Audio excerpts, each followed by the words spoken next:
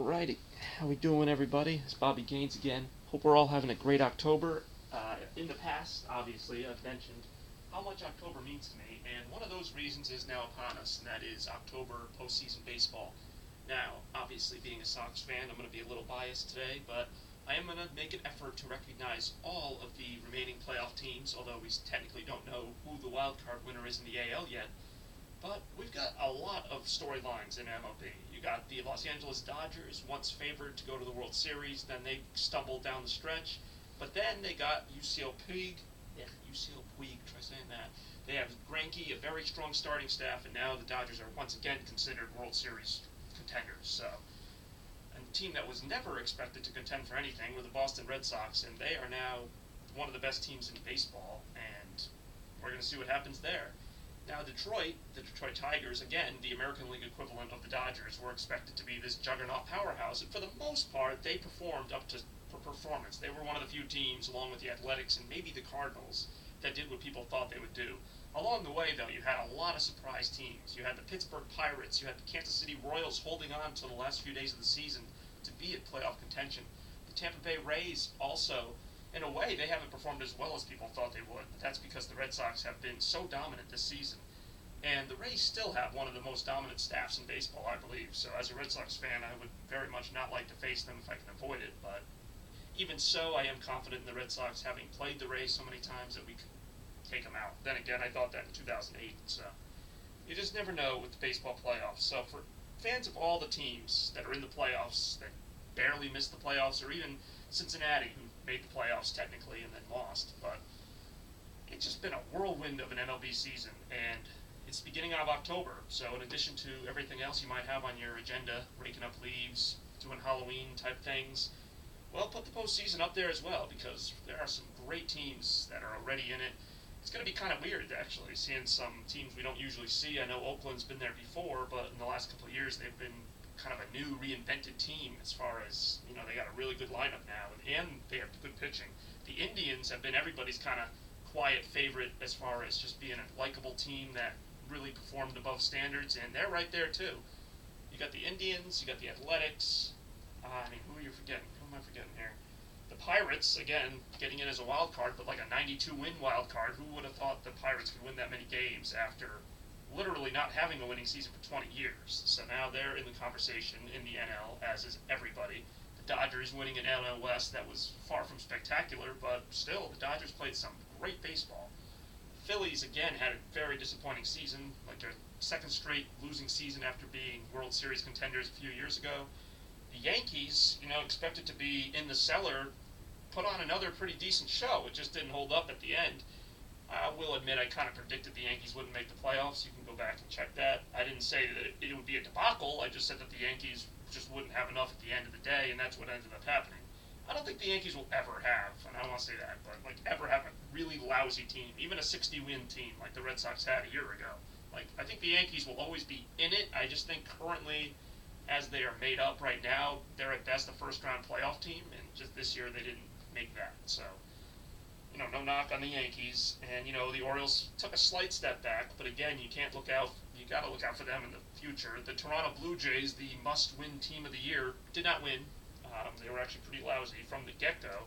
There was always kind of a feeling, though, maybe not, but among Red Sox fans, that Toronto was going to get it together, at least until June or so, when it looked like they were just way out of it. But in May and June, when they were playing some tough baseball, you still said, you know what, they could roll off some wins. They got a good staff. Jose Reyes, the lineup they assembled down there, looked like it was going to be pretty good.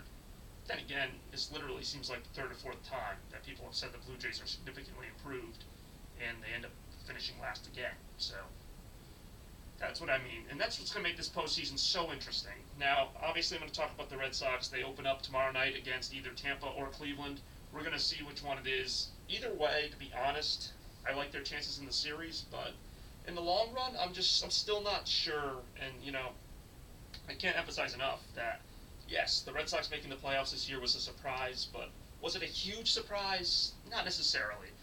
Them having such a great record is a bit of a surprise, but looking at some of the teams that did get into the playoffs this year, I would have thought even at the beginning of the season that the Red Sox could stand with those teams. I had them about 89, 90 wins, and in some divisions that's more than good enough to stay in it. So obviously 2012, just terrible season. But you look at the talent on that team, and most of that talent returned, and they added some new pieces. So I wasn't going to go, oh yeah, 69 win team last year. They'll win about 70 now. I don't see a team regressing that much in such a short time. So the Red Sox, thankfully, proved that last year was a fluke. But it is kind of funny now to hear Red Sox fans kind of getting into the championship kind of mentality. Like, no, you can't pick the Red Sox to finish last at the start of the season, and then they surprise you, and now you want World Series or bust. To me, anyway, and I am one of those people that thought they weren't going to do as well as they did, but to me, you can't be disappointed regardless. They could lose in the first round. We'll see. There have been better teams that have made it to the first round and lost to lesser teams, so that's not saying much. I do worry about the Red Sox, though, against the Tigers, against the Dodgers, against even the Rays, as I mentioned. Pretty much any team that's built with pitching. The Red Sox are built with pitching, too, but they don't have a solid ace, and I've heard this said before. Clay Buchholz and Lester both have ace material, but I'd almost rather have one real ace than two potential aces, because the two potential aces could show, bad signs at the worst times. So, Buchholz having all this great talent, that's great potential, but if he gives up 12 runs in his only start in the postseason and the Red Sox lose, then it doesn't matter how many potential aces we have. Same with John Lackey. He's been really good this year. His season doesn't look quite as good as the other starters because he has a losing record, but that's low run support, whatever excuses baseball uses for that. John Lackey, doesn't look like a really good pitcher this year, but he put together a really great season, in my opinion, because he was so solid. Because he had a lot of games where he gave up 2 or fewer runs. He kept his team in the game. That's all you can do, especially in the playoffs when you're facing other teams with pitchers that probably won't give up more than 3 or 4 runs, if that.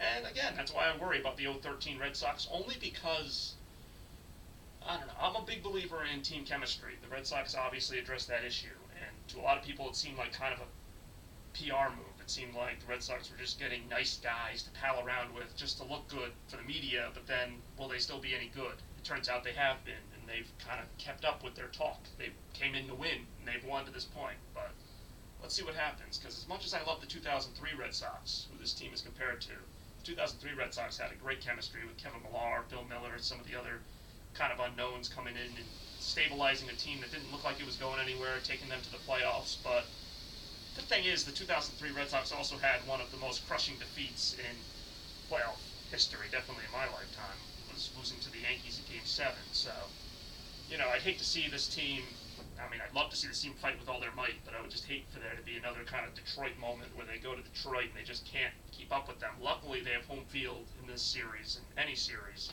because of the All-Star game and everything. So, the Red Sox certainly have a favorable path to the championship, but can they take it? Can anybody? Will there be a surprise team? Will the Indians come in and just roll? We don't know, and that's what makes baseball so beautiful. So, a lot of statistical anomalies in baseball. This won't be the first or last. I'll be in touch occasionally during the postseason. We'll see what happens. Got a busy schedule myself, and the Red Sox, I'm sure, as well as their fans, are itching for some playoff baseball. So let's go Sox! Going for the pennant, going for it all. I'll be in touch.